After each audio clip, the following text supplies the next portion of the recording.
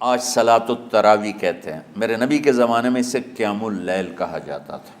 اس لیے حضرت عائشہ رضی اللہ تعالیٰ عنہ کی روایت ہے نا، جس سے 8 رکعت والے حضرات استدلال کرتے ہیں کہ رمضان اور غیر رمضان میں، اس کو امام بخاری نے قیام اللیل کا ہی عنوان دیا ہے، آپ نے 11 رکعت سے زیادہ نماز نہیں پڑھی۔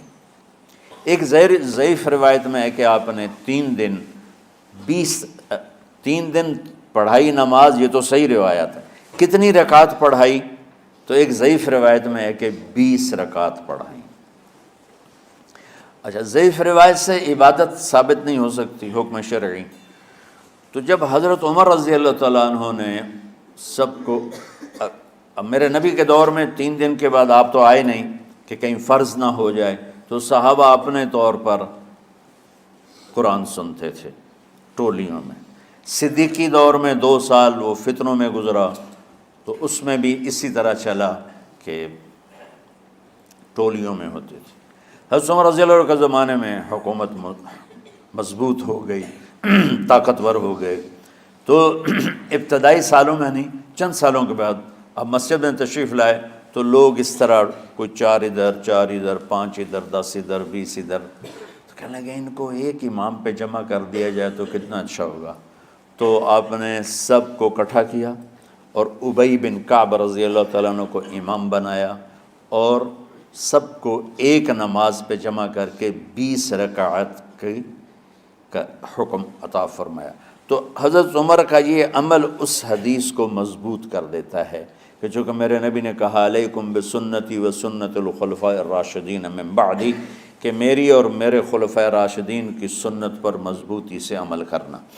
تو حضرت عمر کا جو 20 رکعت طے کرنا ہے، اگر ان کا اپنا اجتہاد ہے تو بھی ہمارے لیے عمل کے لیے کافی ہے، اور اگر ان کو یہ یاد ہے کہ میرے نبی نے 20 پڑھی تھیں تو اور زیادہ اچھی بات ہے۔ لیکن بہرحال جو 8 پڑھتا ہے ہمارا اس پہ بھی کوئی اعتراض نہیں، چونکہ وہ بھی حدیث کے ساتھ بات کرتا ہے، اور باقی پوری امت 20 پڑھتی ہے، ان پر بھی اعتراض نہیں۔ میں ایک جگہ سے گزر رہا تھا، نماز کا وقت ہو گیا، اہل حدیث کی مسجد تھی، میں وہاں نماز پڑھنے چلا گیا، تو ایک بہت بڑا اشتہار لکھا ہوا تھا، 20 تراویح ثابت کرنے والے کو 5 لاکھ روپے انعام۔ کہ 20 تراویح، سینکڑوں سال سے امت کا عمل 20 تراویح آ رہا ہے۔ تراویح کا نام جو پڑھا، مجھے یوں لگتا ہے کہ اہل مکہ، یعنی اہل مکہ جو تھے نا، وہ 4 تراویح پڑھ کے ایک طواف کرتے تھے، تو وہ آرام کے لیے ہوتا، ترویحہ آرام، تھوڑی دیر کا آرام۔ تو 4 تراویح کے بعد ایک طواف کرتے تھے، وہ چھوٹا سا طواف 10 منٹ میں ختم ہو جاتا تھا، اور پھر 4 تراویح پڑھتے تھے، پھر طواف کرتے تھے، پھر 4 پڑھتے تھے، پھر طواف کرتے تھے۔ یہ صحابہ کے تھوڑے بعد کے دور کی بات۔ تو مدینے والوں کو پتہ چلا کہ مکے والے تو یہ کرتے ہیں، وہ کہنے لگے اساں کی کریے؟ انہوں نے کہا اسی 40 تراویح پڑھیں گے، 40 رکعت، وہ 40 رکعت پڑھتے تھے۔ تو نوافل میں کوئی سختی نہیں کہ بھائی 8 سے زیادہ نہیں پڑھنی، بدعت ہو جائے گی، اور 20 پڑھنا بدعت ہے، یہ سب جہالت کی بات ہے۔ اور یہ 8 پڑھ رہے ہیں یہ غلط ہے، یہ بھی حماقت کی بات ہے۔ جو صحیح حدیث سے دلیل پکڑ کے کوئی عمل کرتا ہو تو بھائیو اس سے بحث نہ کیا کرو، مناظرہ نہ کیا کرو، یہ بہت نادانی والی بات۔ اور امت کا، خلق لاکھوں کروڑوں انسانوں کا ایک عمل پہ جمع ہونا، یہ بذات خود اس کی طاقت کی ایک دلیل۔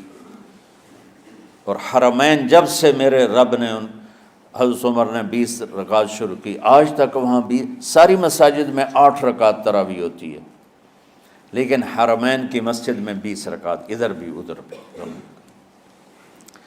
اور یہ جو وہ وہاں ختم قرآن پہ دعا نہیں مانگی جاتی، یہ کس کا عمل ہے؟ حضرت عثمان کا۔ حضرت عثمان نے اپنے دور خلافت میں تراویح پڑھانے والے سے کہا جب قرآن ختم کرو تو دعا کرنا۔